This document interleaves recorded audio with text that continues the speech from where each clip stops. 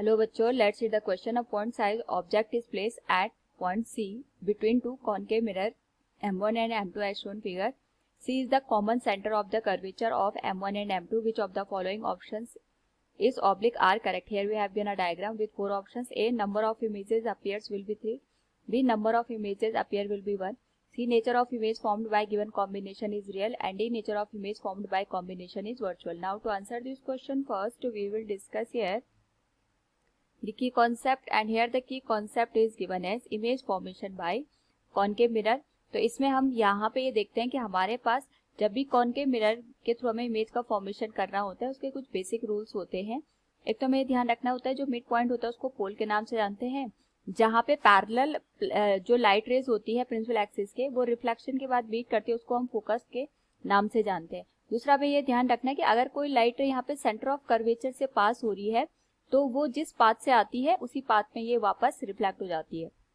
इस तरीके से अगर इस सेंटर ऑफ कर्वेचर में हमने माना यहाँ से जो लाइट रे आएगी वो रिफ्लेक्ट होकर इसी पाथ को वापस फॉलो कर देती है. और साथ में हमें ये ध्यान रखना है सेंटर ऑफ कर्वेचर और पोल के बीच की जो डिस्टेंस होती है उसको हम रेडियस ऑफ कर्वेचर का नाम देते हैं.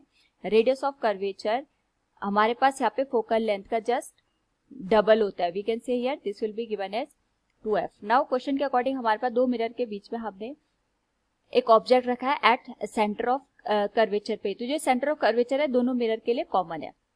नाउ सपोज हमने यहाँ पे ऑब्जेक्ट को प्लेस कर रखा है. अब यहाँ से जो लाइट रे है वो कुछ इस तरीके से इंसिडेंट कर रही है M2 मिरर पे या M1 मिरर पे. हम कहीं पे भी इस कंडीशन को अज्यूम कर सकते हैं. एंड अभी हमने देखा था कि जब भी लाइट रे हमारे पास सेंटर ऑफ कर्वेचर से पास होगी तो रिफ्लेक्शन के बाद वो उसी पाथ को फॉलो करके वापस आ जाएगी. तो जो लाइट रे इस तरीके से वापस आएगी C पे.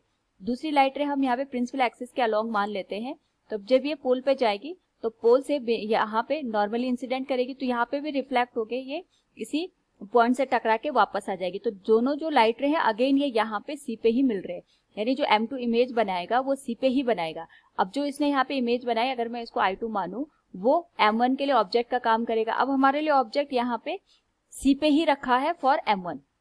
अब इसे जो लाइट रे आएगी वो इस तरीके से यहाँ पे पास होगी, रिफ्लेक्शन होगा अगेन इस पे, तो वो इसी पाथ से वापस यहाँ पे C पे मिल जाएगी. अगेन अगर मैं बात करूँ ये जो लाइट रे है वो इस तरीके से यहाँ पे हमारे पास सेंटर ऑफ कर्वेचर क्योंकि दोनों के लिए कॉमन है तो हमारे पास एक तरीके से सेंटर ऑफ कर्वेचर से ये लाइट रे पास हो रही है. ये यहाँ पे इंसिडेंट करेगी तो रिफ्लेक्शन के बाद अगेन ये इसी पॉइंट पे जाके मीट करेंगे. यानी जो M1 के थ्रू इमेज बनेगी वो भी I1 पे बनेगी. अब वो I1 M2 के लिए ऑब्जेक्ट का काम करेगा. तो चाहे कितने भी मल्टीपल हमारे पास यहाँ पे रिफ्लेक्शन हो यहाँ पे हमारे पास जो इमेज बनेगी वो C पे ही बनेगी और ये इमेज हमें यहाँ पे एक ही दिखाई देगी. दैट इज कि हमारे पास number of images appear will be 1. दूसरा क्योंकि यहाँ पे लाइट रेज रियल में मीट कर रही है तो जो हमारे पास इमेज बनेगी कॉम्बिनेशन के through that will be real. So from the given option we can say here number of images appear will be 1 and nature of images formed by given combination is real. Option B and C both are correct. Hope all you understood it. Thank you and best of luck.